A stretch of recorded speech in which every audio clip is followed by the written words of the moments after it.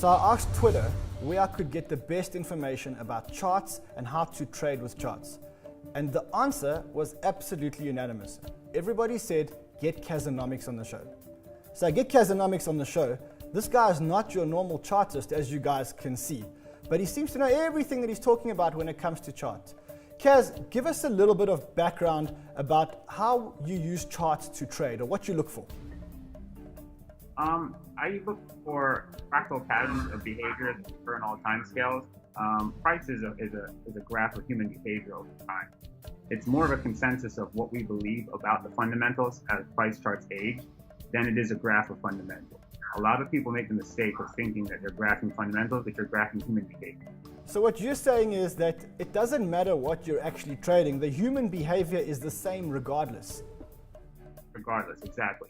It's why we can see crash cycle charts on the NASDAQ, the Nikkei, cryptocurrencies, and any time scale. You can see what's known as an emotional crash cycle on any asset because you're graphing people. It doesn't matter the asset. We all react the same to losing half our money. So let's see if your approach actually works. You sent me a chart. The chart's called the Bitcoin Weekly Log Chart. What can we see in this chart? What you're seeing is actually a bull wave that extends from late 2011 through till the climax high with Mt. Gox's debacle that happened in the end of 2013.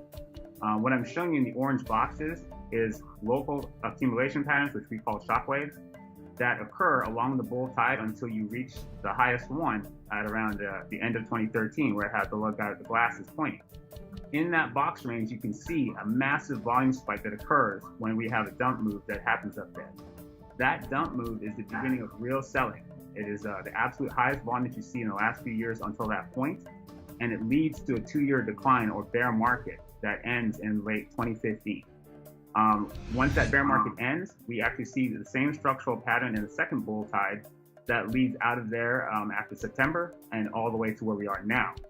In the box range at the end of that tide that we have at this current date, we actually see the same kind of volume climax, which is the highest volume spike since we broke out of the low box range accumulation of the bear market. It either signifies real selling again, like it did in the top of the last bull tide, and with what's going on in China, we have some fundamental shifts in the market that are not quite clear. So either this massive volume climax is going to lead to further selling through the volume of climax low, which happened at about 3,000. And if we should break that, we could expect possibly to enter a second bear market. So I'm looking at this chart, and what this chart's saying to me is beware because we're going into a second bear market. You sent me another chart. It's called the Bitcoin Daily Chart. What am I looking at on that chart? On the Bitcoin daily chart, we zoomed in to the structure you're seeing in that last box range, and we have the dump and the massive volume climax.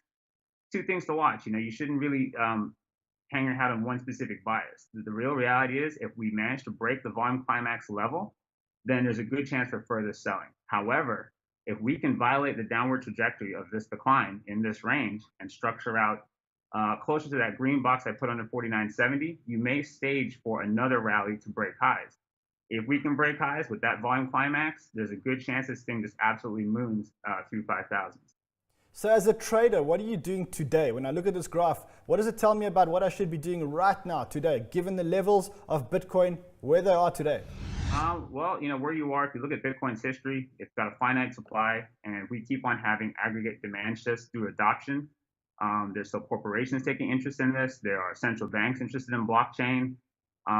You have now a celebrity wave of, rappers and movie stars starting to push crypto. This is very reminiscent of 1999. So you can have one more, what we call a dumb money wave, where just the absolute last people who've ever heard of crypto show up in here. And if that happens, and we manage to break highs with that going, that's a lot like reminiscent of 1999. We had like hip hop stars talking about the NASDAQ.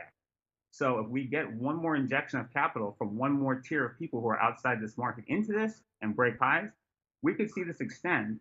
As far as being on the daily chart right now, what you should do, you need to exercise some patience and let this further develop. The Ethereum graph. What are we looking at in the Ethereum graph? In the Ethereum graph, we are looking at the formation of what looks like one massive shockwave. The pump in Ethereum is absolutely epic. You have a core position down at about $13 in the accumulation, and we ripped 400. So generally in markets, you move from high volatility situations to low volatility situations and back again. Ethereum really needs to work off some of the energy from the June climax that led to this high. It's still narrowing its range and consolidating for positions that will ultimately lead to another large scale move. But right now, Ethereum, after coming off such a ridiculous performance this year, is going to need some time to work off this energy. So basically smaller and smaller and smaller and smaller shock waves until we break through those lines. Kaz, you're not the normal trader, you're not the normal chartist, but you are going to be a normal, regular feature on my show, that I can promise you.